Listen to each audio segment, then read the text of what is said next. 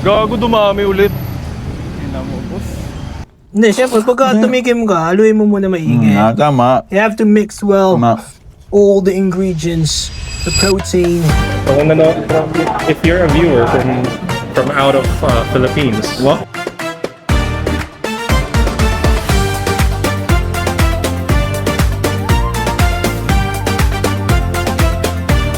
tatlong oras na kami nakapila dito. Less than 300 pesos. Look at the serving. Pwede good for two eh. Yeah, Oh, good for two. Tapos mag-share na lang kayo sa ibang platter. Aw. Kasi binayaran ni YouTube. Mayroon kasi ni YouTube to eh. Yung alin ba? Anong Ha? Mayroon kasi ni YouTube to eh. Mga sponsor namin. Pwede ni YouTube yan. Basic lang. DJ ay, kuha mo libre. Pwede ba yun? YouTube money. Dahil tao dyan. Ilan tao? Dahil matao dyan. Ilan tao dyan, pre? Pasukin ba tayo agad dyan? Daming tao, boy. Naglabasan na. Na naman pili. Gago, dumami ulit. Ina mo, boss. Dumami ulit yung pila. Evening. Evening. Ikot na lang natin. Oh, take out natin. If you're a viewer from out of Philippines, you must go order. And once you ordered, go to the mall. And then after 30 minutes to an hour, get back your order. Go get back your orders. Go get back. Yung kunafa, masarap. Oh? Matamis. Tamis Masarap, siya. masarap. Lalo na pag bagong luto. Pag hindi na siya, pag matagal na, lasang karton. Honest review. Pero pag bago lang, masarap.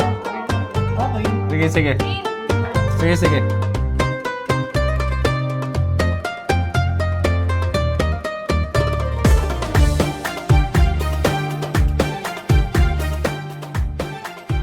Tatlong oras na kami nakapila dito. 3 hours na, pero Joke lang. siyempre, chill pa rin kami. It's just a joke for our viewers abroad. We're just here for 15 minutes because majority of the people who visit here are viewers from the TFC. Shout out sa inyo mga kababayan sa Tugigaraw. How's the poses?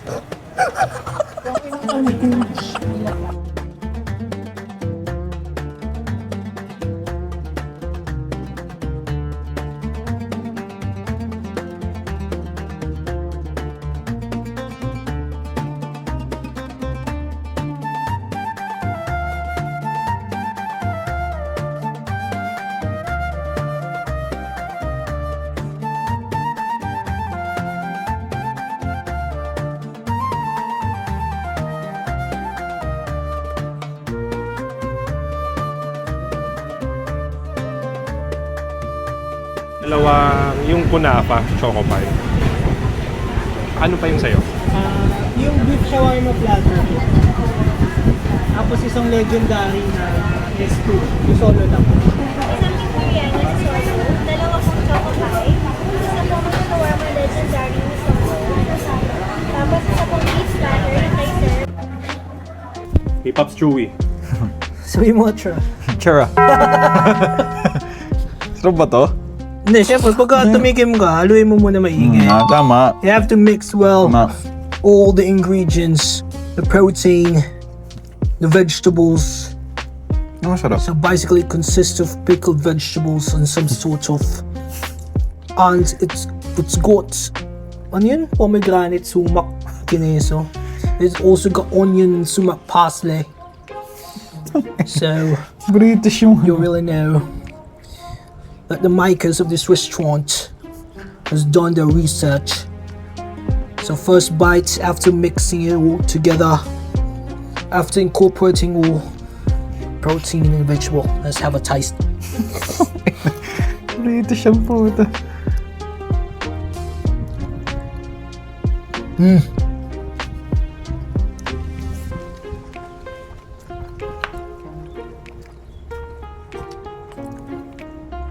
Alright, first of all, the sauce is excellent. You can taste the garlic and the mayo. It's ano ba yung tawag doon? It Tagalog. complements well with the pomegranate sauce, and those ingredients are rare here in this country. And you know, after chewing quite a bit, you feel the texture of the basmati rice. All of the flavors are working well together to this wonderful, perfect bite. So see here, let me taste another. Let me just grab another one here. Gordon Ramsay ako. So excellent.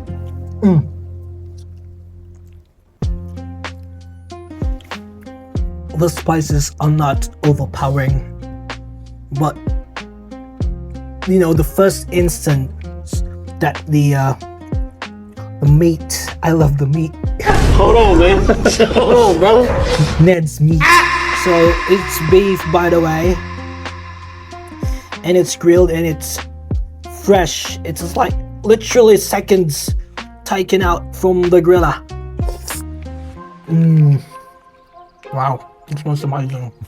I understand now why all the commotion, all of the long lines. I understand it now because you'll not be intimidated by the taste, and definitely gonna come back for more. So this one's a winner. Less than 300 pesos. Look at the serving. Pwedeng good for two eh. Yeah, Oo, good true. for two. Tapos mag-share na lang kayo sa ibang platter. Lagi pwede. Busog ka dito agad isa lang. Panalo. Sa buhay ka. Panalo ka sa buhay. Panalo ba? Kakain ka na, Ned. Panalo ka sa buhay ka. Ay! Ikaw. Huwag na ako. Ang dami na sinabi. Masarap. No bias. No bias. So valid yung hype. Valid yung... Ganito na lang, hindi ako pumipila sa sa mga pila. No. Kaya Galing. worth it siyang pilahan. For improvement, ayusin nila yung yung pila. Yung process of the way they you know, the people there. Tinorder natin. Busog na yun, no? Pero paano ang hirap kasi talaga sa Hindi, yun, good problem sa siya eh. Good problem siya for the business. Kaso nga lang, may mga customer na madi-discourage. Although hindi na siya problema eh. Oo. Pwedeng business strategy din siya kasi mukhang in demand, Oh, yun. 'di ba? True. Ang dami nakapila. Yan. Try natin. Galing. Galing. Which is Galing. okay din. At pag trinay mo naman, hindi naman mapapahiya. Masarap.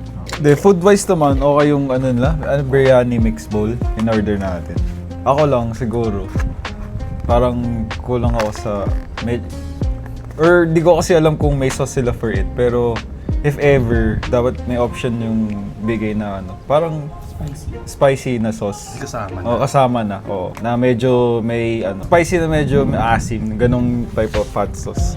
Dito sa dessert naman, okay lang din. Masarap siya. Ang lang siguro sa akin, kasi yung bread is flaky, masyado na-absorb yung oil. So medyo may unang kagat mo, ramdam mo talaga na medyo oily siya. So tama yung sinabi ni Kay. Oo. Kainin niya siguro agad. Basta sweets. Oo. Dito yan sa jurisdiction natin. Pag sweet Yan. expert to. Pero okay siya all in all. Wala akong masabi. Sulit yung price. Serving, sulit din. Ako, okay din. Sobrang sulit for the price. Kasi bumili pa ako ng ganito in case na mabitin sa amin. Pero yung isang bowl, busog ka na talaga. As in yung busog ka na, walang matitira sa sa tiyan mo. Yung improvements, kasi nung kinakain namin yung beef, parang may mga part na yung may mild reaction. Yung mga parang toasted na na bits. Ang sarap nun. Sana mas madaming ganun kasi mas lumalabas yung lasa ng beef. Mas nakaramdaman mo na mas beefy yung kinakain mo pagka madaming ganun na pronounced flavor ng beef. Sarap. Pero overall, babalikan eh. Kaya talaga babalikan siya pipilaan. Masarap. Yung hummus naman, hindi masyadong special hummus. Although, steady steady type ng hummus. Wala ka may kitang garbanzos na Practical, no? Talaga para siyang process na for commercial, pero masarap naman. Nakukulangan lang ako sa garlic taste kasi yun yung nakasanayan ko na hummus eh. Garlicky na may sipa ng lemon. Yun lang yung kulang. Pero overall, sarap rin naman. Creamy. Hindi lang namin na partner sa kubos. As it is, masarap. Nilagay rin namin siya doon sa bowl. Pwede yun. It works. Pagka napadaan kayo, kung may parking kayo, try nyo kung makaka-park kayo. Oo, tragay niyo yung pila. Kung makaka-park kayo, hanapin nyo ako. Park kayo sa bahay ko, 150. 150 per 30 minutes. Lobong. Kasi 30 minutes yung pila. Oh, 30 minutes yung hintay. pambili niya rin ng shawarma yun. Kasi sa inyo makipark. Oo, Pilar, lakarin niyo dyan. mas mura. Oo. Sabi kayo mag-park, Pilar. Tapos commute niya na lang. Oh, Grab. Oo, galing na idea na yun. Kano lang sa inyo? Ha? Libre sa amin. Kasi pupunta pa kayo, maawa ako sa inyo eh.